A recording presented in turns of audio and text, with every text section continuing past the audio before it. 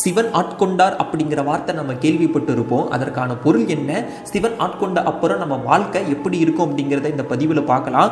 ஆட்கொள்ளுதல் அப்படின்னா இறைவன் தன்னை தன் அடியாராக சேர்த்து கொள்ளுதல்னு அர்த்தம், தன்னை வழிநடத்தி செல்பவர்னு அர்த்தம். அப்போ சிவன் நம்ம ஆட்கொண்டார் அப்படின்னா இதுவரை சிவன்னா யாருன்னே தெரியாம, சிவபக்தியோட ஆற்றல் என்னன்னு தெரியாம, வாழ்க்கையில வர இன்ப துன்பத்தோட புரிதல் இல்லாம நமக்குள்ள இருந்த சிவபெருமான நாம இத்தனை நாள் உணராம இருந்தப்போ சிவன் அவரை நமக்கு யாருன்னு உணர்த்தி நம்மளோட சிந்தையை தெளிய வச்சு சிவ வழிபாடுக்கான ஆற்றல் நமக்கு தந்து, சிவன் எனும் மிகப்பெரிய ஆனந்தத்தை நமக்கு தந்து, ஞானிகளுக்கு எல்லாம் தெரிஞ்ச பல விஷயங்களை கொஞ்சம் கொஞ்சமா நமக்கு வாழ்க்கையோட அனுபவத்தில் கற்று தந்து, சிவன் தான் எல்லாமே, அவர் இல்லைனா எதுவுமே இல்லை, சிவனை பிரிஞ்சு ஒரு நாளும் இருக்க முடியாதுன்னு நமக்குள்ள தோன்ற வச்சு, சிவன் அப்படிங்கிற பேரை கேட்டாலே நமக்குள்ள இனம் புரியாத ஒரு ஆனந்தத்தை ஏற்படுத்தி இருப்பாரு.